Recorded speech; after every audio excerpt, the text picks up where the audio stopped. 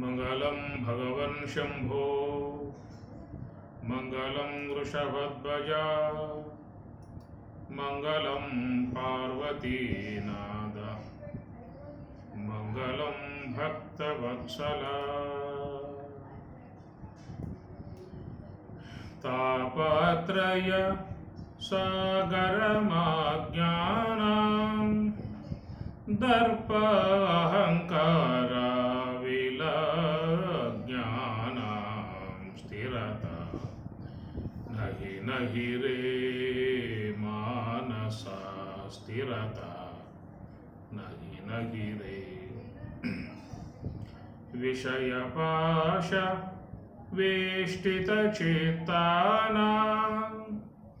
విపరీత జ్ఞాన విమతానాం స్థిరత నహి నహి రే మానస స్థిరత నహి నహి రే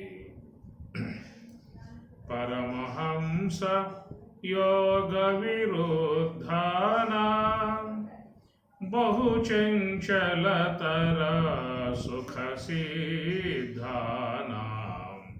स्थिरता नहि नहि रे मानस स्थिरता नहि नहि रे. భగవద్గీత 2వ అధ్యాయము సాంఖ్యయోగము.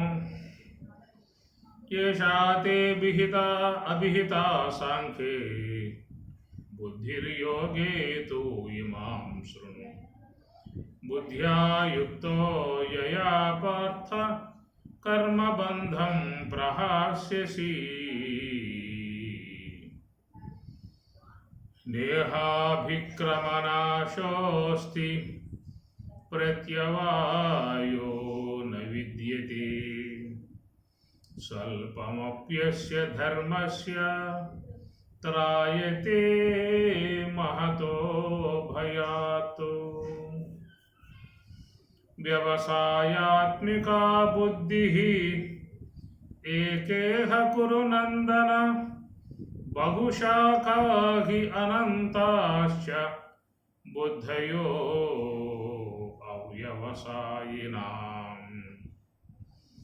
यामिमां पुष्पितां वाचं प्रवदन्ति अविपश्चितः वेदवादरताः पार्थ नान्यदस्तीति वादिनः. नेहाभिक्रमनाशोऽस्ति प्रत्यवायो न विद्यते स्वल्पम् अपि अस्य धर्मस्य त्रायते महतो भयात्. व्यवसायात्मिका बुद्धिः एकेह कुरु नन्दन बहुशाखा हि अनन्ताः च बुद्धयः अव्यवसायिनाम्. నిన్నటి రోజున మనం అభిక్రమనాశ ప్రత్యవాయు దోషము అనేటువంటి అంశాలను మాట్లాడుకున్నాం. అనగా కామ్య సంబంధమై ఉన్నటువంటి దేవతారాధనలు ఏవైతే ఉన్నాయో అవన్నీ కూడా ఒక క్రమ విధానముగా ఉంటాయి. ఏదైనా పొరపాటు జరిగిందా అంటే కొత్త దోషాలు కూడా ఆపాదింపబడే విధానం ఉంటుంది. స్వస్వరూపనుసంధానమైనటువంటి యొక్క భక్తి అది మరి స్వల్పం అపి అస్య ధర్మస్య ఏ కొంచెం ఆచరించినప్పటికీ కూడా గొప్ప ప్రయోజనాన్ని పొందటం జరుగుతుంది అనే అంశం మీద నిన్న 40వ శ్లోకం మీద మాట్లాడుకోవటం జరిగింది. ఎందుకంటే స్వామివారు ప్రతిజ్ఞ చేసి విషయాన్ని చెప్పుకొస్తున్న విధానము కర్మబంధం ప్రహాస్యసి కర్మబంధము నుండి విడబడే విధానముగా ఏ విషయమైతే ఉన్నదో నేను ఆ విషయాన్ని గురించి చెప్పబోతూ ఉన్నాను, శృణు వినుము అని చెప్పని ప్రారంభించాడు. కాబట్టి మరి కర్మబంధం అనే తెగాలు ముఖ్యంగా కర్మబంధం ప్రహాస్యసి. కర్మబంధం అంటే అనేక జన్మలుగా వస్తున్నటువంటి కర్మ సముదాయం. కర్మరాశిలో అందరూ కూడా తగులుకొని ఉన్నారు. సంచిత కర్మ అన్నారు. సూక్ష్మ దేహములో ఉన్నటువంటిది సంచిత కర్మ. ఆ సంచిత కర్మయే ప్రారబ్ధముగా పరిణమిస్తుంది. మనం ఈనాడు ఈ దేహరూపకంగా ఉన్నాము అంటే ప్రారబ్ధ కర్మ. ప్రారబ్ధం భోగతో నశ్యే. ప్రారబ్ధం అయిపోయిందా అంటే ఈ దేహం కాస్త పోతుంది. మరి దేహం పోయిందిలే అనుకున్నట్లయితే తిరిగి మరలా సంచిత కర్మ నుండి మళ్ళా ప్రారబ్ధ కర్మ అనేటువంటిది ఏర్పడుతుంది. కనుక ఈ సంచిత కర్మ అనబడేది తిరిగి తిరిగి మరలా ప్రారబ్ధములుగా పరిణమిస్తుంది. ఇది ఈ సంచిత కర్మను మనం ప్రారబ్ధ రూపముగా అనేక సుఖ దుఃఖాలను పొందుతూ అనేక జన్మలు ధరిస్తూ నానా ఇబ్బందులు పడుతూ ఈ జీవుడు ప్రయాణం చేస్తూ ఉన్నాడు. అనాదిగా అనేక జన్మలుగా ఈ శరీరాలను పొందుతూ వస్తున్నటువంటి విధానం జీవుడు. ఎంత కాలము గదా ఈ దేహధారణము, చింతాపరంపరల చిక్కుబడవలసే. ఎంత కాలము గదా ఈ దేహధారణము,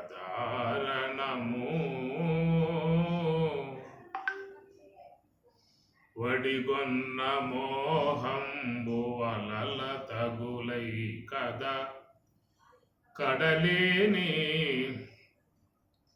గర్భనరకములీదవలసే. నడిమి సుఖముల చేత నన్ను పొసేయగ కదా, తొడరి హేయపు దిడ్డి దూరాడవలసే. ఎంత కాలము గదా ఈ దేహధారణము,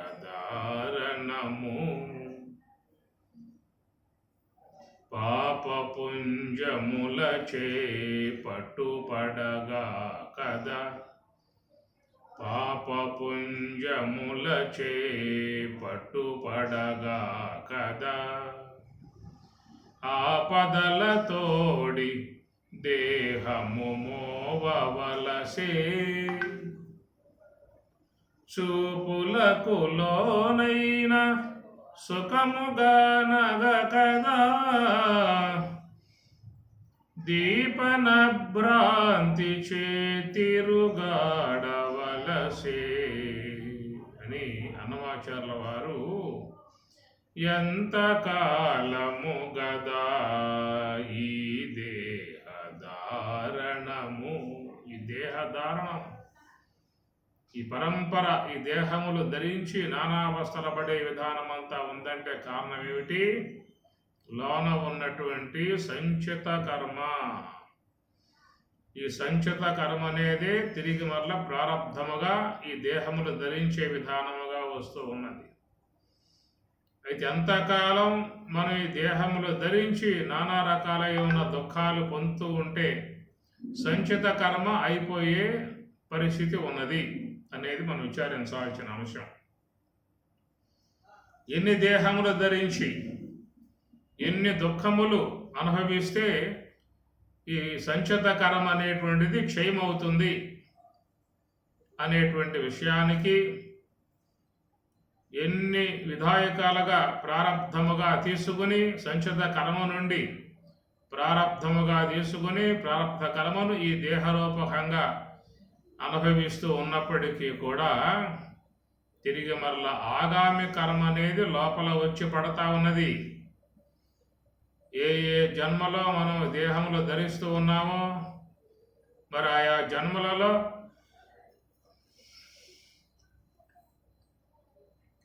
ఆ జీవుడు అనేక కర్మలు చేస్తూ ఉన్నాడు. తిరిగి మరలా ఆగామి కర్మగా వచ్చి సంచితంలో ప్రవేశిస్తూ ఉన్నది. కాబట్టి ప్రకారముగా ప్రారబ్ధముగా ఒక ప్రక్క సుఖదుఖాల రూపకముగా సంచితం క్షయమవుతూ ఉంటే తిరిగి మరలా ఆగామి కర్మగా వచ్చి ప్రారబ్ధంలో పడతా ఉన్నది. ఆగామి కర్మగా వచ్చి సంచితంలో పడతా ఉన్నది. మరలా ఆ సంచితం ప్రారబ్ధముగా ఈ దేహములు ధరించి సుఖదుఖాలుగా అనుభవించడం జరుగుతూ ఉన్నది. మరి దేహం ధరించిన తర్వాత చేసే కర్మలు అనుసరించి ఆగామి కర్మ వచ్చి మళ్ళా సంచితంలో పడతా ఉన్నది. ఈ ప్రకారముగా మరి ఆ సంచితం నుంచి ప్రారబ్ధముగా సుఖదుఖాలుగా ఒక క్షయమవుతూ ఉంటే తిరిగి మళ్ళా ఆ దేహము ద్వారానే అనేక కర్మలు ఆచరించి వాటి ద్వారా ఆగామి కర్మ సంపాదించి మళ్ళా ప్రారబ్ధంలో పడేస్తా ఉన్నా. ఎంతకాలము గదా ఈ దేహధారణము ఎప్పటికి నెరవేరుతుంది? ఇది అంతూ పొంతు లేదు. కాబట్టి కర్మబంధం ప్రహాస్యసి, ఈ కర్మబంధం నుంచి దాటాలని చెప్పి అన్నట్లయితే ఇక్కడ స్వామి చెప్పేటువంటి విషయాన్ని బాగా అర్థం చేసుకుంటే తప్ప మరి ఈ కర్మబంధం నుండి బయటపడే అవకాశాలు ఉండవు. అందుచేత మరి ఈ కర్మబంధం అనగా సంచిత కర్మ అనేటువంటిది తెగిపోవాలి అని చెప్పన్నట్లయితే ఈ కర్మోపాసనల ద్వారా అది తెగే విధానం కాదు. అందువల్ల ఆయన ఇక్కడ ఈ కర్మోపాసన సంబంధమై ఉన్నటువంటి విధానాలని కొంచెం నిరసన చేసి చెప్పుకొస్తున్న పరిస్థితి కనబడుతుంది. కనుక ముందుగానే ఆయన గారు నేహాభిక్రమ నాశోస్తి ప్రత్యవాయు న విద్యతే, అభిక్రమ నాశము కానీ ప్రత్యవాయు దోషము కానీ ఇవన్నీ కూడా మరి కామ్య సంబంధముగా కర్మలను ఆచరించేటువంటి వారు మాత్రమే ఈ పొందే విధానం ఉంటుంది. కాబట్టి దీనివల్ల మీకు కర్మబంధం తెగేది లేదు. ఈ కర్మోపాసనల కారణముగా కర్మబంధము తెగే అవకాశము లేదు. కర్మబంధం ఇంకా పెరిగే అవకాశం ఉంటుంది.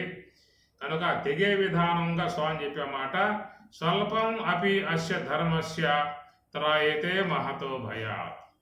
స్వల్పం అపి ఏ యొక్క కొంచెమైనా కానీ ఆచరించినట్లయితే మోక్ష ధర్మం. గమనించండి, ఇక్కడ స్వామి చెప్పేటువంటి యొక్క మాట మోక్ష ధర్మం అనగా నివృత్తి మార్గం. కనుక నివృత్తి మార్గం అనబడేటువంటి మోక్ష ధర్మం ద్వారానే ఈ కర్మబంధం తెగిపోయే అవకాశం ఉన్నది అన్నారు. మోక్ష కారణ సామగ్ర్యాం భక్తిరేవ గరీయసి స్వస్వరూపానుసంధానం భక్తిరిత్యపి ధీయతే. శంకరులు మోక్ష కారణ సామగ్ర్యాం, మోక్ష కారణమై ఉన్నటువంటి అంశం ఏమిటయ్యా అంటే భక్తి ఏవ గరీయసి, భక్తియే దానికి మోక్ష కారణము అన్నాడు. అయితే ఆ భక్తి ఎలాంటి భక్తి అంటే స్వస్వరూప అనుసంధానం భక్తిరిత్య విధీయతే. స్వస్వరూప అనుసంధానం, స్వస్వరూపాన్ని అనుసంధానం చేసే భక్తి కావాలి. కేవలం కామ్యమును పెంపొందింపజేసుకుని ఆయా ఉత్తమ లోకాలకు పోవాలనేటువంటి భక్తి తిరిగి మరలా ఈ కర్మబంధములో పడవేసేటువంటివి. కాబట్టి స్వస్వరూప అనుసంధానం భక్తిరీత్యపి దీయతే. కనుక స్వస్వరూప అనుభవాన్ని పొందింపజేసేటువంటి ఏ నివృత్తి మార్గం ఉన్నదో దానిని జ్ఞాన భక్తి అన్నారు. ఇవన్నీ కూడా బాహ్యముగా ఉన్నవన్నీ కూడా కామ్య భక్తులు అన్నారు. కామ్య భక్తి ఏదో ఒకటి కోరి భగవంతుని యందు భక్తి భావాన్ని పెట్టుకున్నాం. కాబట్టి కేవలం అవ్యాయముగా పెట్టుకున్న విషయం కాదు, సకామ్యముగా పెట్టుకున్నటువంటి భక్తి భావన. ఇలాగా కామ్య విధానముగా పోయేటువంటి వారికి కర్మబంధం తెగేది కాదు. చతుర్విధా భజంతే మాం జనాః సుకృతినో అర్జున. ఆర్థో జిజ్ఞాసురర్థార్థి జ్ఞానీ చ భరతర్షభ. కాబట్టి భక్తి అనే విషయముగా స్వామివారు బోధిస్తూ చతుర్విధ భజంతే మాం నన్ను భజంతే సేవించేటువంటి వారు, నన్ను ఆరాధించేవారు చతుర్విధ 4 విధములుగా ఉన్నవారు లోకంలో ఉన్నారన్నాడు. చతుర్విధ 4 విధములుగా ఉన్నటువంటి జనాహ జనులు, సుకృతినః అర్జున. ఎవరు ఆ యొక్క 4 విధములుగా భక్తి శీలించే వాళ్ళు అని చెప్పనంటే ఆర్తో జిజ్ఞాసు అర్థార్థి జ్ఞానీ చ భరతర్షభ. ఆర్తులు, జిజ్ఞాసు, అర్థార్థి, జ్ఞాని అనేటువంటి వారు నలుగురు అన్నాడు. చతుర్విధ 4 విధములుగా ఉన్నటువంటి భక్తులు అని చెప్పిన అన్నాడు. ఈ నలుగురులో మరి చూసినట్లయితే ఆర్తులు, ఆర్త భక్తి అంటారు.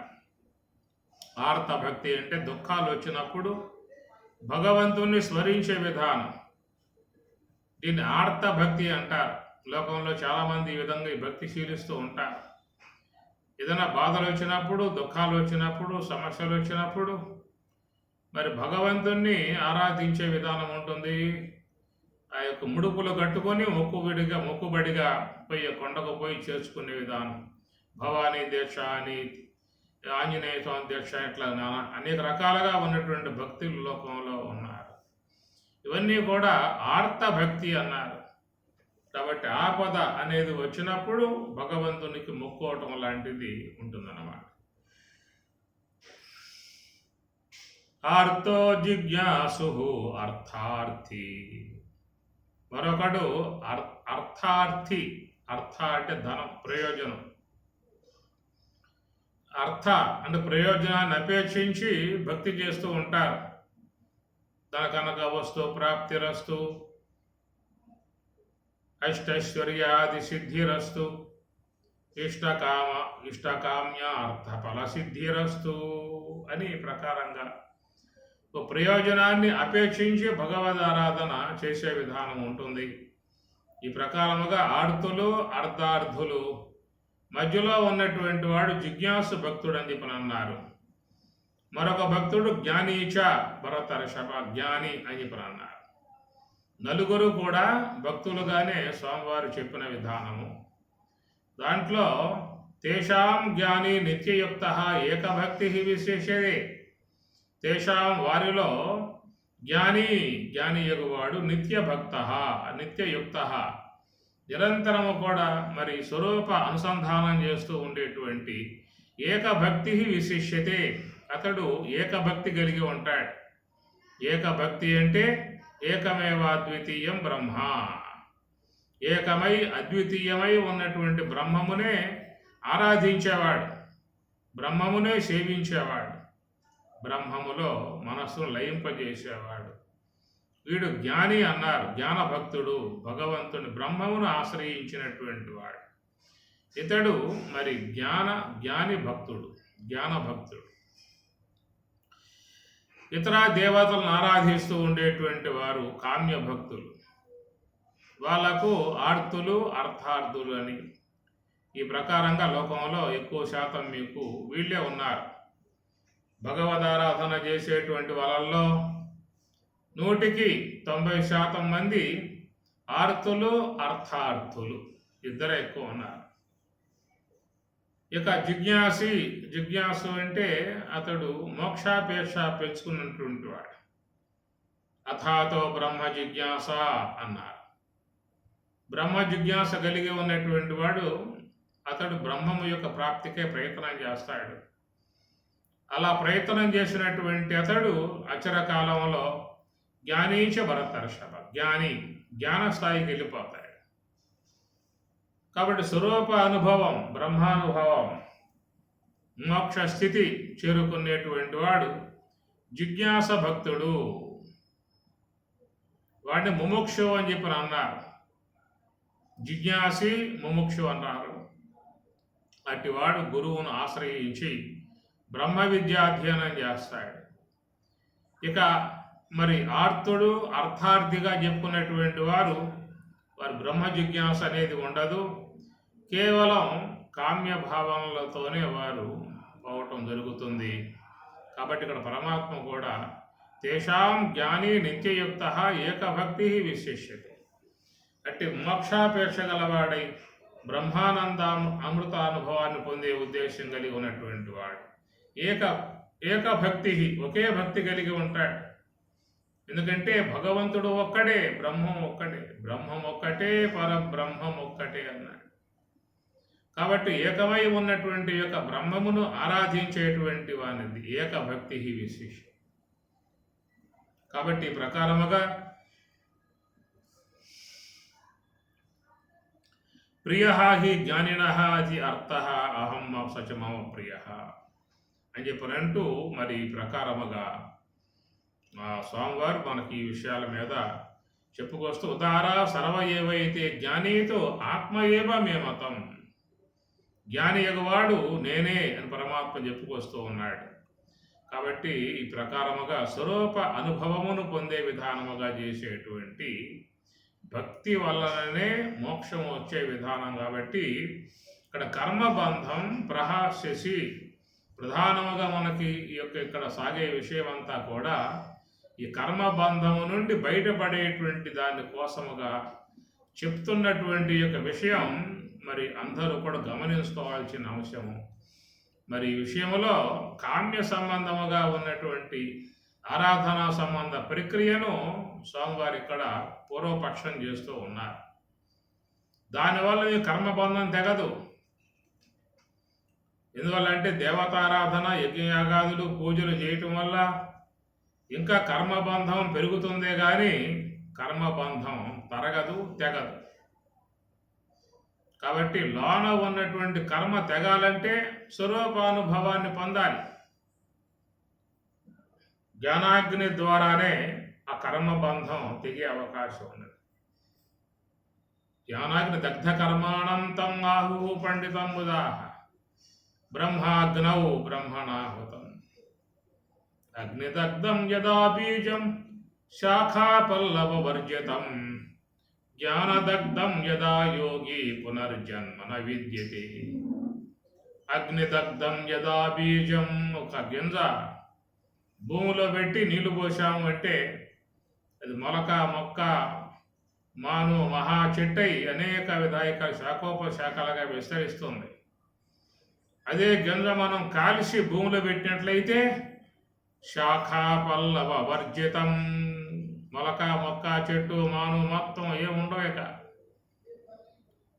జ్ఞానదగ్ధం యదా యోగి పునర్జన్మన విద్యతే. జ్ఞానదగ్ధం ఆ ప్రకారముగా లోన ఉన్నటువంటి సంచిత కర్మ, సమస్త కర్మబంధములకు భవబంధములకు మూల కారణమై ఉన్నటువంటి సంచిత కర్మ అనేటువంటిది జ్ఞానదగ్ధం, జ్ఞానము ద్వారా దగ్ధం చేయటం కారణముగా అట్టి వారికి మాత్రమే కర్మబంధం తెగిపోయే అవకాశం ఉంటుంది. జ్ఞాపకం పెట్టుకోండి, ఇక్కడ జరిగే సబ్జెక్ట్ అంతా కూడా స్వామి ప్రతిష్టాత్మకముగా ఉన్నటువంటి యొక్క అంశం మీద ఎక్కువగా ఆయన చెప్పుకొస్తున్న విషయము. కాబట్టి ఈ ప్రకారముగా మరి నేహాభిక్రమనాశోస్తి ప్రత్యవాయో న విద్యతే అని చెప్తూ వ్యవసాయాత్మిక బుద్ధి ఏకేహ కురు నందన బహుశాఖా హి అనంతాశ్చ బుద్ధయః అవ్యవసాయినాం. వ్యవసాయాత్మిక బుద్ధి ఏక ఇహ అన్నాడు. బహుశాఖా హి అనంతాః బుద్ధయః అవ్యవసాయినాం అన్నాడు. అనగా మరి ఇందా చెప్పుకున్నట్లుగా ఏకభక్తి విశిష్యతే, అనగా జిజ్ఞాస కలిగి ఉన్నటువంటి యోగులు, బ్రహ్మతత్వ అధ్యయనం చేసేటువంటి మహానుభావులు ఏకభక్తి, ఒకే ఒక్క భక్తి కలిగి ఉంటారు. బ్రహ్మజ్ఞానం, బ్రహ్మతత్వ అన్వేషణ, ఉపనిషత్తులు, భగవద్గీత ఇట్టి జ్ఞాన మార్గములో ప్రయాణం చేసేటువంటి వారి భక్తి ఏకభక్తి, ఒకే విధానంగా తప్ప అన్య విధానంగా పోయే అవకాశాలు లేవేక. కానీ కామ్య భక్తి ఏమవుతుందని చెప్పారంటే అనేక విధాయకాలుగా పోతుంది. బహుశాఖాహి అనంతాహ బుద్ధయ అవ్యవసాయ. ఈ కామ్య తత్వము కలిగి ఉన్నటువంటి వారు ఒక ఆరాధనగా ఉండరేక. ఎందుకంటే ఈ దేవత అనుకున్న ఇచ్చిందా అంటే ఆ దేవతనే పూజ చేస్తాం. ఏమాత్రం కలగజేగిపోయిందా అంటే వేరే దేవతను పట్టుకుంటాం. యో యో యాం యాం తనుం భక్త శ్రద్ధయార్చితం ఇచ్చేది తస్య తస్య అచలాంభ యో యో యాం యాం తనుం భక్త అన్నారు. కాబట్టి ఆయా దేవతలను ఆరాధించే విధానాలలో వాళ్ళకి ఏకభక్తి ఉండదు. ఈ దేవుడు కాకపోతే ఆ దేవుడు, ఆ దేవుడు కాకపోతే ఆ దేవుడు, ఈ మతం కాకపోతే ఆ మతం, ఆ మతం కాకపోతే ఇంకో మతం, ఇట్లాగా మార్చుకుంటూ దేవతలను కూడా మార్చుకుంటూ పోతూ ఉంటారు. కాబట్టి వాళ్ళది ఏకభక్తి లేదు, అనేక భక్తి కలిగి ఉంటుంది. ఎందుకంటే వాళ్ళల్లో కామ్యభావం ఉన్నది. తను అనుకున్నటువంటివి ఆ దేవత నెరవర్తింపజేయాలి. ఏమాత్రం కూడా ప్రయోజనం లేకపోయిందా అంటే వేరే దేవతను మార్చేస్తాడు, ఇంకో దేవతను ఆరాధన చేసే విధానంగా పోతూ ఉంటాడు. కాబట్టి ఈ ప్రకారముగా అనేక విధాయకాలుగా భక్తి, కామ్య భక్తి ప్రయాణం చేసే అవకాశం ఏర్పడుతుంది. అందువల్ల గీతలో మీకు ఏకభక్తి విశిష్యతే, జ్ఞానిది ఏకభక్తి అన్నారు. అందుచేత వ్యవసాయాత్మిక బుద్ధి, వ్యవసాయము అంటే ప్రయత్నం. ఈ ప్రయత్నం అనేటువంటి వారి విధానము ఏకేహ, ఒకే విధానంగా ఉంటుంది. ఏక ఇహ, ఇహ ఈ లోకములో ఏక, ఒకే విధానం అనగా వారి దృష్టిలో భగవంతుడు అనగా బ్రహ్మము. ఎందుకంటే వారు సశాస్త్రీయముగా గురు సన్నిధిలో తత్వశాస్త్రాధ్యయనం చేశారు కనుక ప్రస్థానత్రయములు అధ్యయనం చేసినటువంటి వారు అసలు భగవంతుని యొక్క స్వరూప విధానాలను చక్కగా అవగాహన చేసుకున్నటువంటి వారు పోయేటువంటి యొక్క మార్గం ఏకేహ, ఒకే ఒక్క మార్గమై ఉంటుంది. ఎవరైతే గురు సన్నిధిలో తత్వశాస్త్రాధ్యయనము చేయడో, భగవద్గీత ఉపనిషత్తులు అధ్యయనం చేయరో అలాంటి వారికి ఉన్నటువంటి యొక్క భక్తి కామ్య భక్తిగా ఉండి వాళ్ళు మరి బహుశాఖాహి అనంతాహ బుద్ధయ అవ్యవసాయనం.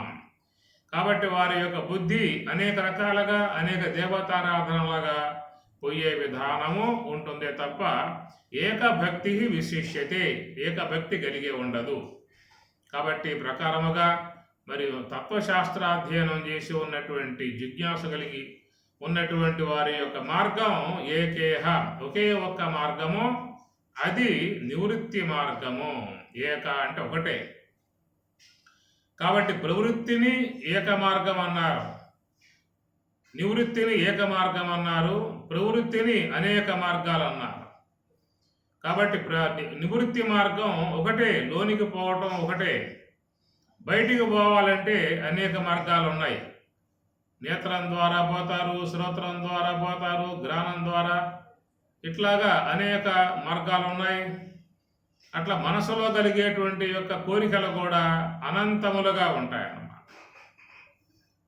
మనస్సులో కలిగేటువంటి యొక్క ఆలోచనలు, కోరికలు అనంతములుగా ఉంటాయి.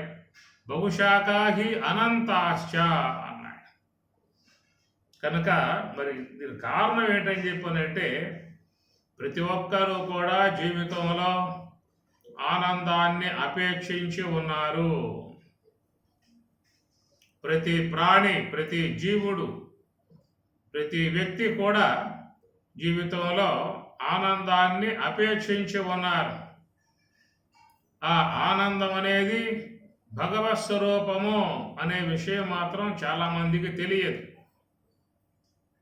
అందరూ కూడా నాకు ఆనందం కావాలి, ఆనందం కావాలి అనేది అపేక్షిస్తున్నారే కానీ ఈ ఆనందము అనేటువంటిది దేని యొక్క లక్షణం అన్న విషయం మాత్రం తెలియదు. ఆనందం అనేది పారమార్థికమునందు ఉన్నటువంటి లక్షణం. రెండున్నాయి వస్తువులు, వ్యావహారికము, పారమార్థికము అని. వ్యావహారికము అంటే మనం ప్రస్తుతం జాగ్రత్త అవస్థ కలిగి ఉన్నటువంటి వాళ్ళందరూ కూడా ఈ వ్యావహారికమునందు నిమగ్నమై ఉన్నారు.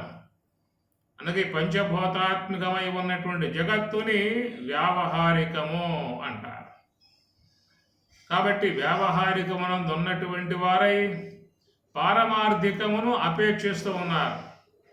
పారమార్థికమనగా బ్రహ్మము.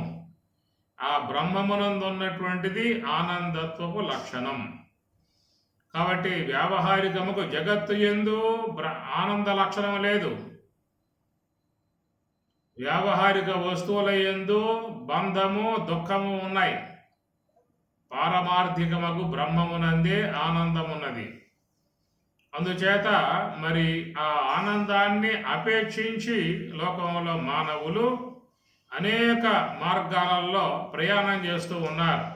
బహుశాఖాహి అనంతాహ, అనేక శాఖలుగా అనేక మార్గాలుగా మరి ప్రయాణం చేస్తున్నటువంటి విధానము. ఇది అందరి యొక్క ఉద్దేశం ఏంటంటే ఆనందం. నాకు ఆ వస్తువు వల్ల ఆనందం వస్తుంది, నాకు ఆ వ్యక్తి వల్ల ఆనందం వస్తుంది, నాకు ఆ ధనం వల్ల ఆనందం వస్తుంది అనే ప్రకారంగా లోకములో ఈ వ్యావహారిక వస్తువులను ఆశ్రయించి వాటి ద్వారా ఆనందాన్ని అపేక్షిస్తూ ఉన్నాడు. ఈ ప్రకారముగా చూసినట్లయితే ఆనందాపేక్షతో లోకంలో మానవులు అనేక మార్గాలుగా ప్రయాణం చేస్తూ ఉన్నారు. ఎవరు ఏ మార్గంలో పోయినా కానీ ఆనందాన్ని ఉద్దేశించే పోతూ ఉన్నారు.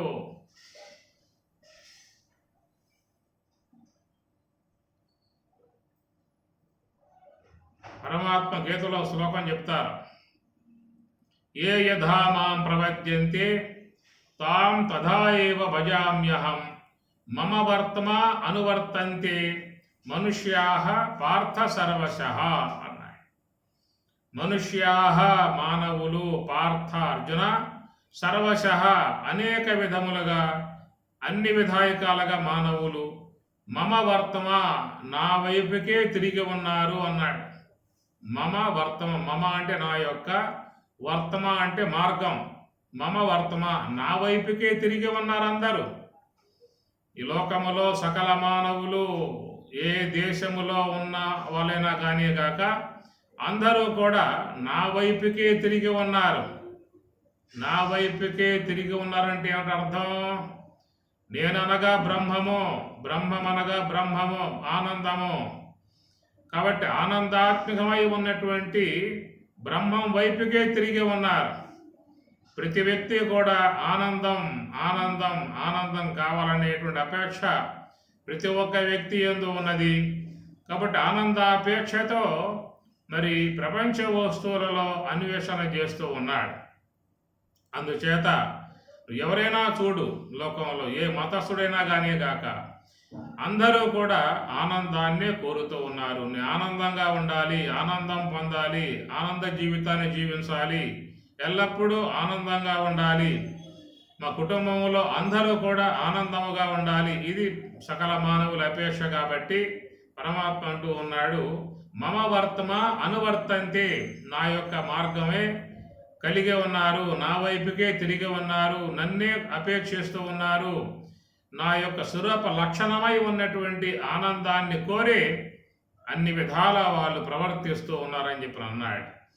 ఇక్కడ కూడా చూసినట్లయితే బహుశాఖాహి అనంతాహ బుద్ధయ అవ్యవసాయన, బహుశాఖాహి అనంతాహ. కాబట్టి ప్రకారముగా అందరూ కూడా బహుశాఖ అనేక మార్గాలు అన్నమాట, అనంతాహ అనేక కోరికలు, అంతం లేని కోరికలు. అన్నింటి యొక్క ఉద్దేశం ఏంటంటే ఆనందం. ఎవరు కూడా దుఃఖాన్ని అపేక్షించి ఏ కోరిక కోరటం లేదు, ఏ వస్తువుని అపేక్షించడం లేదు. దేనివల్లైనా దుఃఖం వచ్చేట్లుగా ఉందా అంటే దూరంగా నెట్టేస్తాడు. ఏదైనా దుఃఖకారకం అని తెలిసిందా అంటే దూరంగా పారిపోతాడు. కాబట్టి దుఃఖాన్ని ఎవరో కూడా అపేక్షించి లోకంలో ఏ కార్యము చేయటం లేదు. అందరూ కూడా ఆనందాన్ని అపేక్షించే అన్ని కార్యములు చేస్తూ ఉన్నారు. కనుక వారు ఏ యొక్క మార్గంలో ప్రయాణం చేస్తూ ఉన్నా కానీ ఎందుకురా అంటే ఆనందం కోసము. ఏమి చేస్తున్నావు? ఆనందం కోసము అని ప్రకారంగా ప్రతి ఒక్క వ్యక్తి యొక్క నోటి ఇవ్వమంటే ఇదే మాట వస్తుంది. ఎవరు కూడా దుఃఖాన్ని అపేక్షించి కానీ అశాంతి అపేక్షించి కానీ ఎవరు ఏ కార్యము చేయటం లేదు. కాబట్టి ఈ యొక్క ఆనందాన్ని అపేక్షించే బహుశాఖాహి అనంతాహ అనేక మార్గాలుగా పోతూ ఉన్నారు, అనేక కోరికలు కలిగి ఉన్నారు. అన్ని కోరికలు కూడా ఆనందాపేక్షతో కలుగుతూ ఉన్నాయి. ఆపూర్యమానం అచల ప్రతిష్టం సముద్రం ఆపహ ప్రవిశంతి యద్వతో. ఆపూర్యమానం అచల ప్రతిష్టం అపారమై వ్యాపకమై నిశ్చలమై అనంతమై అగాధమై ఉన్నటువంటి సముద్రం అయితే ఉన్నదో అట్టి ఆ సముద్రం వైపుకి ప్రయాణం చేసి నదులన్నీ కూడా సముద్రంలో కలిసిపోతున్నాయట. ఆపూర్యమానం అచల ప్రతిష్టం సముద్రం ఆపహ ప్రవిశంతి. నదులన్నీ కూడా సముద్రం వైపుకు ప్రయాణం చేసి దాంట్లో లీనమైపోతున్నాయట. తద్వత్ కామాయం ప్రవిశంతి సర్వే సహ శాంతిం ఆప్నోతి. తద్వత్తు ఆ ప్రకారముగానే కామాయం సమస్త కోరికలన్నీ కూడా ఆనందాన్ని అపేక్షించే నడుస్తూ ఉన్నాయి. ప్రతి కోరికలో భావం చూసినట్లయితే ఆనందాపేక్షే ఉంటుంది. ఆనందాన్ని అపేక్షించే కోరికలు ఏర్పడుతూ ఉన్నాయి. ఈ ప్రకారముగా జీవితంలో మానవులకు అనేక కోరికలు పుడుతూ ఉన్నాయి. అన్నింటి యొక్క ఉద్దేశం ఆనందించటానికి. కానీ అవన్నీ కూడా మరి తద్వత్ కామాయం ప్రవిశంతి సర్వే సహశాంతిం ఆప్నోతి అన్నాడు. ఎవరైతే నివృత్తి మార్గంలో ప్రయాణం చేస్తారో యోగ సమాధిని పొందుతారో అట్టి ఆ బ్రహ్మానంద సాగరములో మునక వేయటం కారణముగా ఇక వానిలో ఉన్నటువంటి అన్ని కోరికలన్నీ కూడా ఆ బ్రహ్మానందంలో మునిగిపోయాయి అన్నాడు. ఏ ప్రకారముగా నదులన్నీ కూడా పోయి సముద్ర గర్భంలో పడి సముద్రమే అయిపోయాయో మానవుని యందు ఏ యొక్క ఆనందాన్ని అపేక్షించి ఏ కోరికలు ఏర్పడుతూ ఉన్నాయో అట్టి అవన్నీ కూడా మరి బ్రహ్మానంద సాగరాన్ని పొందటం కారణముగా యోగ సమాధిలో బ్రహ్మం లీనం కావటం కారణముగా అతని యందు కూడా సమస్త కోరికలన్నీ కూడా బ్రహ్మములో విలీనమైపోయాయి అన్నాడు. ఎందుకంటే అన్ని కోరికలు కూడా ఆనందాన్ని ఉద్దేశించి ఏర్పడుతూ ఉన్నాయి కాబట్టి అటు పరిపూర్ణమై ఉన్నటువంటి యొక్క ఆనందాన్ని పొందిన తర్వాత వానికి కోరిక ఏర్పడుతుందా? అన్ని కోరికలు బ్రహ్మములో విలీనమైపోయాయన్నమాట. నకామకామి. ఇక వానికి ఏ యొక్క అపేక్షలు ఉండే విధానం లేదు. బ్రహ్మానందవారాశి వాసన ఒక్కింసుక సోకినేని బ్రవినాశం బొందు నానా దృపుష్మడద్భృంగము ప్రసవ సంస్పరిశాప్తి కూలుం గతిన్ నానా నానా ఆ యొక్క తుమ్మెద అనేటువంటిదట అనేక పుష్పాల మీద వారి మకరందాన్ని గ్రొల్లుతూ ఉంటుందట. సంపెంగ పుష్పంపై వాలగానే దాని యొక్క ఆ మాధుర్యానికి మకరందానికి బాగా చొక్కిపోయి దాంట్లో అట్లా సోలిపోతుందట. ఆ ప్రకారంగా మన మనస్సు కూడా బ్రహ్మానంద వారాశి వాసన ఒక్కించుక సోకినేని అన్నాడు. వనితానందన చందనాది విషయ వ్రాతంబులన్ పొందు చెయ్యనంతంతకు చొక్కు నెమ్మనము. అనేకమైనటువంటి యొక్క విషయాల్లోకి మనసు పోతా ఉన్నది. కారణం ఏంటంటే ఆనందాపేక్ష. మనసు ఏ వైపుకు పోయినా కానీ దానికి ఉన్నటువంటి అపేక్ష ఏమిటంటే ఆనందాన్ని పొందాలన్న అపేక్ష అన్నమాట. అలాంటి ఆ మనస్సట నివృత్తి మార్గంలో ప్రయాణం చేసిందా అంటే బ్రహ్మానంద వారాశి వాసన ఒక్కింసుక సోకిని. ఒక్కసారిగా మనసు అనేది బ్రహ్మానంద సాగరంలో మునకేసిందా అంటే దాంట్లో అట్లాగే సోలిపోతుంది. ఎట్లా తుమ్మెద ఆ యొక్క సంపెంగ పుష్పం మీద వాలి దాని యొక్క మకరందం యొక్క మాధుర్యానికి మత్తుకి ఎట్లా సొక్కిపోయి సోలిపోయి ఆ పువ్వులో వాలిపోయిందో అట్లా ఈ మనసు కూడా అనేక విషయాల మీదకి పోతూ ఉన్నది ఆనందాన్ని అపేక్షించి. వనితానందన చందనాది విషయ వ్రాతంబులన్ అన్నింటి ఎందుకు కూడా ఆనందాపేక్షతోనే పోతూ ఉన్నాము. దుఃఖాన్ని అపేక్షించి ఎవరూ పోవటం లేదు.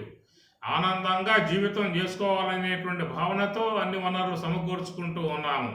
ఎవరు ఏమి చేసుకున్నా ఏమి సంపాదించినా కానీ ఆనందకర జీవితాన్ని సవిచూస్తానికి మానవుడు చేస్తున్నటువంటి ఒక ప్రయత్నం, అన్ని ప్రయత్నములో కూడా జీవితాన్ని ఆనందముగా చేసుకోవటానికి, అట్టి ఆనందం అనేటువంటిది ఎట్లా లభిస్తుందయ్యా అంటే బ్రహ్మము యొక్క ఆస్వాదన వల్ల లభిస్తుంది.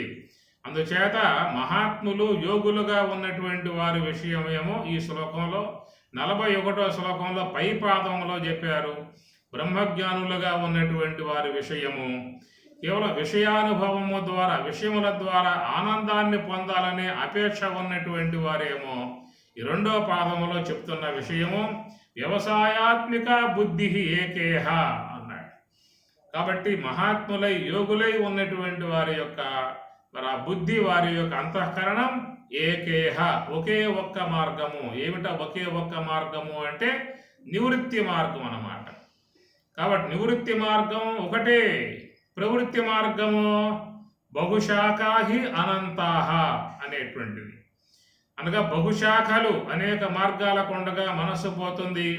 అనంతాహ అంటే అనేక కోరికలు అన్నమాట. అనేక కోరికలు, ఆ కోరికల యొక్క ఉద్దేశం ఏంటంటే ఆనందం. ఆనంద అపేక్షతోనే కోరిక ఏర్పడుతుంది. కాబట్టి వ్యక్తిలో కలిగేటువంటి కోరికలు ఎన్ని అని చెప్పి అనటానికి అవకాశం లేక అనంతాహ అనే పదం వాడేశారు స్వామివారు. మానవునిలో ఏర్పడేటువంటి కోరికలు ఎన్ని అన్ని అని చెప్పి అనటానికి వీల్లేదు. కాబట్టి అనంతాహ అనేటువంటి జీవిత కాలంలో మానవుని యందు ఏర్పడేటువంటి కోరికలు అనంతములుగా పుడుతూ ఉన్నాయి. అనంతములుగా పుట్టే కోరికలన్నీ కూడా ఏమిటంటే ఆనందాన్ని అపేక్షించే పుడుతూ ఉన్నాయి కోరికలు. కాబట్టి ప్రకారముగా నానా రకాలై ఉన్నటువంటి యొక్క బహుశాఖాహి అనేక మార్గాలలో పోతూ ఉన్నాడు. అనేక మార్గాలలో పోయే విధానం ద్వారా పూర్ణముగా జీవితంలో ఆనందించే అవకాశం లేదు.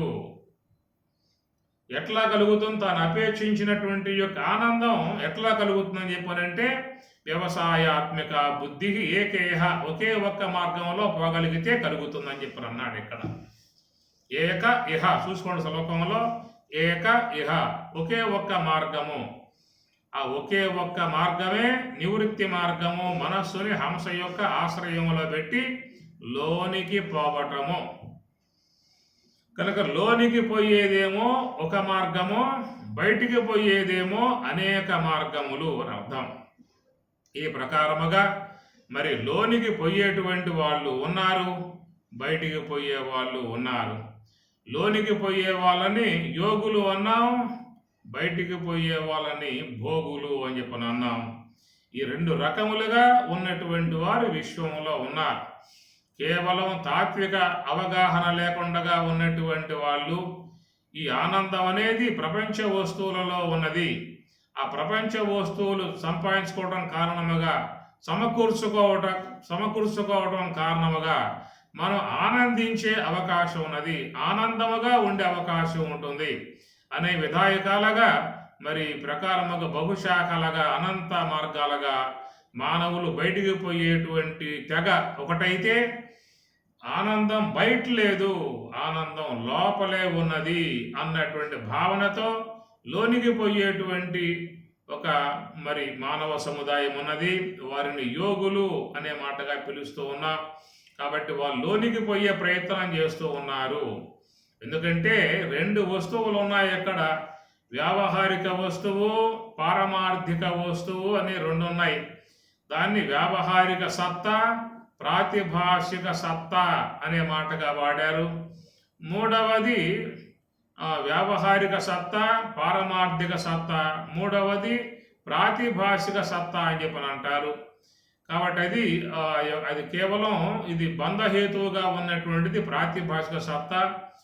2 చూసినట్లయితే వ్యావహారిక సత్తా, రెండవది పారమార్థిక సత్తా. వ్యావహారిక సత్తా అనేదేమో మాయా కల్పితమై ఉన్నటువంటి నామరూపాత్మిక జగత్తు. కాబట్టి నామరూపాత్మిక జగత్ అనేటువంటిది కార్యము, దానికి కారణం మాయా అన్నారు. కాబట్టి మాయ అనేది ఉపాదాన కారణం. ఎట్లయితే ఘటానికి మట్టి ఉపాదాన కారణమై ఉన్నదో, ఏ ప్రకారముగా ఘటమునకు మట్టి ఉపాదాన కారణమై ఉన్నదో, అనగా మట్టి లేకుండా ఘటం లేదు, కాబట్టి ఆ మట్టే ఘటాకారముగా భాషిస్తూ ఉన్నది. అదే ప్రకారముగా ఈ నామరూపాత్మకములుగా ఉన్నటువంటి యొక్క ఈ జగత్తుకి ఉపాదాన కారణం మాయా. మాయా ఏమిటయ్యా? మాయా అంటే యా ఏది మా కాదో, సా అది మాయా. యా ఏది మా కాదో అర్థం. నా అంటే లేదని చెప్పి అర్థం. మా అంటే కాదు. ఏమి కాదు? నువ్వు ఏదైతే జగత్తులో వాస్తవము అనుకుంటూ ఉన్నావో అది వాస్తవం కాదు. ఏది నీవు జీవితంలో సత్యము అనుకుంటూ ఉన్నావో అది సత్యము కాదు. ఏది జీవితంలో శాశ్వతం అని చెప్పి అనుకుంటూ ఉన్నావో అవి ఏవి కూడా శాశ్వతము మా కాదు. ఈ ప్రకారముగా మనం విశ్వంలో చాలా వాటిల యందు మన యొక్క భావాలని ప్రవేశింపజేశాము. అవన్నీ కూడా వాస్తవం కాదు అనే విషయం చెప్పడమే మా అని అర్థం అన్నమాట. మా అంటే కాదు, కాదు, కాదు, కాదు, కాదు. ఈ ప్రకారముగా మరి ఆ యొక్క మాయా కార్యముగా ఏ వ్యావహారిక విశ్వం తోస్తూ ఉన్నదో అలాంటి వ్యావహారిక విశ్వమునందు ఆనందాపేక్ష అనేది అందరికీ ఉంది లోకంలో. ఆ విధముగా పోయేటువంటి వారికి బహుశాఖాహి అనే మాట వాడబడుతుంది. అనంతాహ అనే పదం వాడబడతా ఉన్నది. కనుక వాళ్ళు ఈ ప్రకారముగా అనంత మార్గాలుగా బహుశాఖలుగా జీవితకాల పర్యంతం వరకు ప్రయాణం చేస్తూనే ఉన్నారు. ఈ జీవితమేనా? ఇంతకు ముందు గడిచిన జీవితాలన్నీ కూడా ఇట్లాగే పోయాయి. గతంలో ఎన్ని జీవితాలు అయితే వచ్చాయో అన్ని జీవితాలు కూడా మరి యొక్క వ్యావహారిక విశ్వమునందు సుఖాపేక్ష ఆనందాపేక్షతోనే ఆ జీవితాలన్నీ కూడా పోయాయి. ఈనాడు కూడా మరి మాయా పొరలు కప్పుకొని ఉన్నాయి కాబట్టి వాస్తవం తెలియక తిరిగి మరలా మరి యొక్క వ్యావహారిక విశ్వమునందే ఆనందాపేక్షతో పరుగులు తీస్తున్నటువంటి విధానము.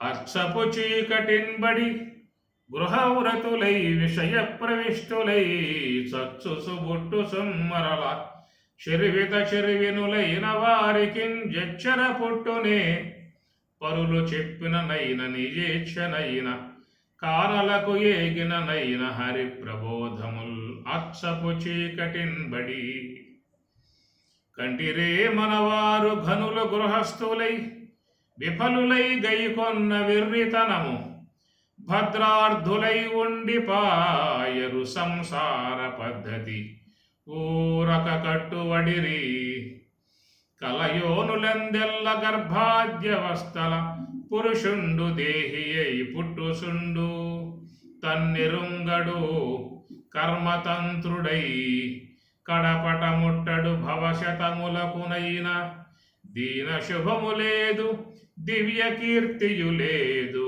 జగతి పుట్టి పుట్టి సచ్చి సచ్చి జగతి పుట్టి పుట్టి సచ్చి సచ్చి ఎంతకాలం ఇది సరుగుదా ఉన్నది.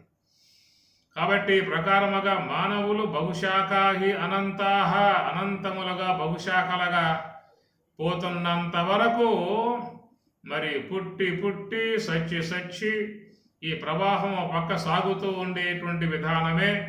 కనుక ఈ శ్లోకం చాలా గొప్పది. దీని యొక్క అర్థాన్ని గ్రహించండి. ఈ శ్లోకాన్ని చక్కగా అధ్యయనం చేయండి. ఈ శ్లోకాన్ని మస్తిష్కంలో పెట్టుకోండి. దీంట్లో ఇరుపక్షాలుగా ఉన్నటువంటి వారిని మనకు ఎత్తి చూపిస్తున్నటువంటి శ్లోకం ఇది, మంత్రరాజ్యం ఇది.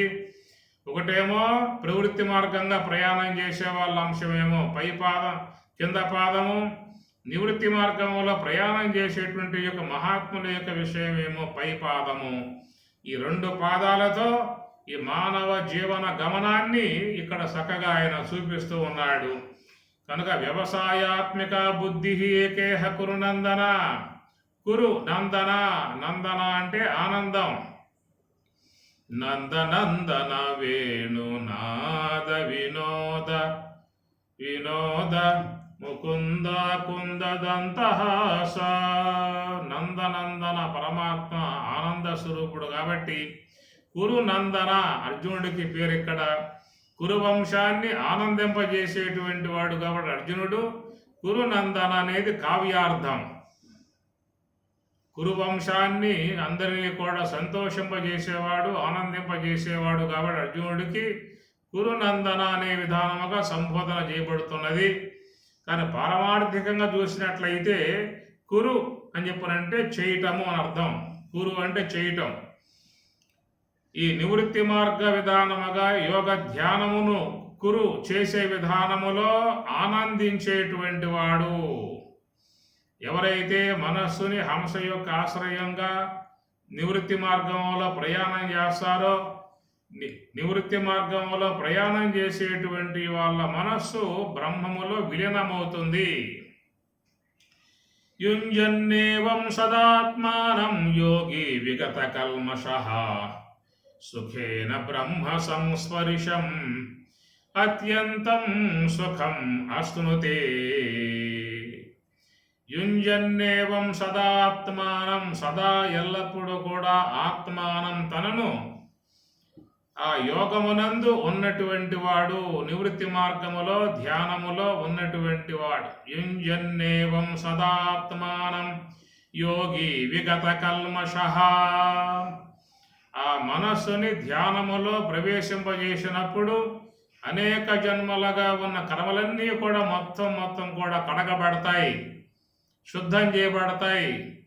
విగత కల్మషః, ఈ కల్మషాలు మొత్తం పోగొట్టుకోవడమే కర్మబంధం ప్రహాస్యసి, కర్మబంధాల నుంచి బయటపడే విధానం. కాబట్టి ఈ ప్రకారముగా యుంజన్నేవం సదాత్మానం యోగి విగత కల్మషః సుఖేన బ్రహ్మ సంస్పర్శం అంటారు పరమాత్మ.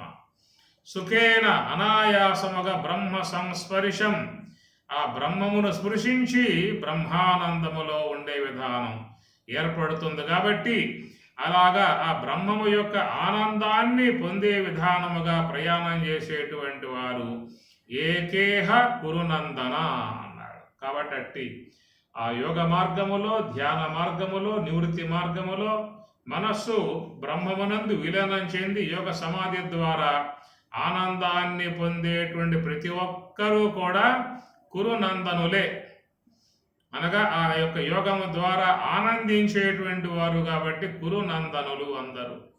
కాబట్టి ధ్యానం ద్వారానే పరిపూర్ణమైనటువంటి యొక్క ఆనందం లభ్యమయ్యే అవకాశం ఉన్నది. కాబట్టి పరమాత్మ మనకు చక్కటి సందేశాన్ని బోధిస్తూ ఉన్నాడు. ఆయన ప్రతిజ్ఞ చేసి చెప్తున్న అంశము కాబట్టి కర్మబంధం ప్రహాస్యసి, సమస్త కర్మబంధాల నుంచి, ఇక్కడ కర్మబంధం అంటే ప్రధానముగా లోపల ప్రతి జీవుణ్ణి కూడా సంచిత కర్మ కట్టిపడేసింది. ఈ సంచిత కర్మ నుండి మరి ఎటు పోయే అవకాశం జీవునికి లేదు. ఈ దేహమును సాలించి ఒకవేళ ప్రయాణం చేసినా కానీ లోన ఉన్న సంచిత కర్మ వాడిని వెంటాడుతూ ఉంటుంది. ఎక్కడెక్కడికి పోయినా ఆ సంచిత కర్మ సూక్ష్మదేహంతో పాటు వస్తుంది. వాడు ఏ యొక్క లోకానికి పోయినా, ఏ యొక్క దేహంలోకి పోయినా సంచిత కర్మ మాత్రం వదిలిపెట్టదు అన్నారు. పరమాత్మ భగవద్గీతలో బోధిస్తాడు, నా దత్తే కస్యచిత్ పాపం నచైవ సుకృతం విభుః అజ్ఞానేన ఆవృతం జ్ఞానం తేన ముహ్యంతి జంతవః. లోకంలో జంతవః జీవులు, మానవులు ముహ్యంతి మోహానికి గురై అనేక కర్మలను చేసి సంపాదించుకున్నారు కర్మని, సంచిత కర్మని. అట్టి సంచిత కర్మ అనేటువంటిది అది వాడినే వెంబడించేదిగా ఉంటుంది. నా ఆదత్తే కస్యచిత్ పాపం నచైవ స్కృతం విభుః, ఎవరి యొక్క పాపమును కానీ పుణ్యమును నేను తీసుకోవట్లే అని చెప్పి అన్నాడు. కాబట్టి ఆ కర్మ అనేది వారిని వెంబడి ప్రయాణం చేస్తుంది. కాబట్టి అట్టి ఆ కర్మ అనేటువంటి యొక్క బంధం తగులుకొని ఉన్నది. ఆ కర్మ బంధం నుంచి బయటపడాలి అని చెప్పి అన్నట్లయితే ఏకేహ కురునందన, ఒకే ఒక్క మార్గమై ఉన్నటువంటి యొక్క నివృత్తి మార్గము, సాధన మార్గము, ధ్యాన మార్గము. అట్టి ఆ మార్గమును అవలంబించినటువంటి అనేక మంది మహాత్ములు, యతీశ్వరులు, సాధువులు, పరివరాజకులు, విద్వసత్తములు, విదుషీమనులు, బ్రహ్మజ్ఞానులు, బ్రహ్మవేత్తలు, వేమన, రమణ, లక్ష్మణార్య, యాజ్ఞవల్క్య, వశిష్ఠ, జమదగ్ని ఇత్యాది మహాత్ములందరూ కూడా ఏకేహ కురునందన, ఏకేహ ఒకే ఒక్క మార్గంలో ప్రయాణం చేసి బ్రహ్మములో విలీనం చెంది వాళ్ళు ఆనందించే విధానముగా ఉన్నది. అలాంటి తాత్విక సంబంధమై ఉన్న అంశము తెలియకుండగా అజ్ఞానములో ఉండి తమస్సులో ఉన్నటువంటి వారు దేహమే నేనుగా భావించుకొని, అహంకారము మమకారము రెండుంటాయి వ్యక్తికి. ఈ దేహము నేనని చెప్పి అనుకోవటం అహంకారం, మన ఎదురుగా ఉన్నటువంటి యొక్క సంపదలు, సిరి సంపదలు నావి అని చెప్పి అనుకోవటం మమకారం. అనగా బయట ఉన్నటువంటి యొక్క బాహ్యములో ఉన్నటువంటి యొక్క వస్తువులు నావిగా భావించుకోవడం మమకారం అయితే, ఈ దేహము నేనని చెప్పి అనుకోవడం అహంకారం అవుతుంది. నిర్మమో నిరహంకార సహశాంతిం అధిగచ్చతి పరమాత్మ అంటున్నమాట. కాబట్టి దేహాత్మ బుద్ధి కనుక ఈ దేహమునందు ఆత్మబుద్ధి, ప్రపంచ వస్తువులైన మమకార బుద్ధి, ఈ రెండు ఉన్నంత వరకు మరి లోకంలో కర్మబంధం పట్టి తిరిగి మరలా భవసాగరంలో పడవేయటమే చేసే విధానం ఉంటుంది. కాబట్టి మనకి 41వ శ్లోకంలో స్వామివారు చెప్పే విషయాన్ని గమనించుకోండి. కాబట్టి వ్యవసాయాత్మిక బుద్ధి ఏకేహ. వ్యవసాయం అంటే ప్రయత్నం. గురువు చెప్పేటువంటి యొక్క యోగ సాధన ప్రయత్నం చేయటాన్ని వ్యవసాయము అంటారు.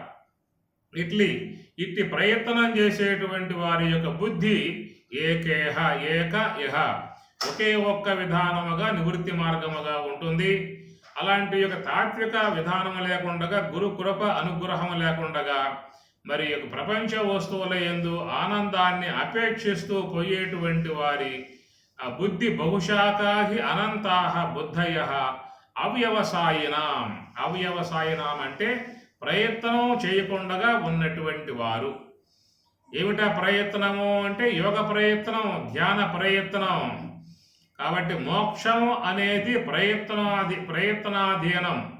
ప్రయత్నం చేస్తే వచ్చేది మోక్షం, అప్రయత్నంగా వచ్చేది మృత్యువు.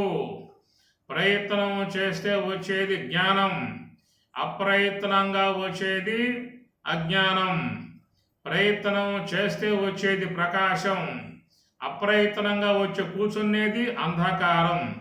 ప్రయత్నం చేస్తే వచ్చేది స్వరూపానుభవం, ప్రయత్నం చేయకపోతే వచ్చేది భవసాగరం. కాబట్టి ప్రకారముగా వ్యవసాయాత్మిక, ఇది ప్రయత్నం గలవారి యొక్క విధానము. అవ్యవసాయనం, ఏ ప్రయత్నము లేకుండా ఉన్నవారి విషయము. కాబట్టి మోక్ష ప్రయత్నం లేకుండా ఉన్నవారి యొక్క బుద్ధి బహుశాఖాహి అనంతాహ, అనేక మార్గాలుగా పోతుంది. అనంతాహ, అనేక కోరికలు కామవాంఛలతో పోయే విధానం అవుతుంది. వ్యవసాయాత్మిక, తాత్విక మార్గముగా, జ్ఞాన మార్గముగా, యోగ మార్గముగా పోయేటువంటి వారి బుద్ధి ఏక, ఒకే ఒక్క మార్గము, నివృత్తి మార్గం, సుషుమ్న మార్గము, మోక్ష మార్గము. మోక్షద్వార కవాట పాట నకరీ కాశీ పురాధీశ్వరి అని శంకరాచార్యుల వారు. కాబట్టి మోక్ష ద్వారము అంటే సుషుమ్న ద్వారము, బ్రహ్మరంధ్రము. అది ఆ యొక్క దాని యందు మహాత్ములు ప్రయాణం చేసి బ్రహ్మము యొక్క ఆనందాన్ని పొంది ధరించే విధానముగా ఉన్నది. ఓం సహనాభవతు సహనౌ భునక్తు సహ వీర్యం కరవావహై తేజస్వినావధీతమస్తు మా విద్విషావహై. ఓం శాంతి శాంతి శాంతి. హరి ఓం తత్సతు.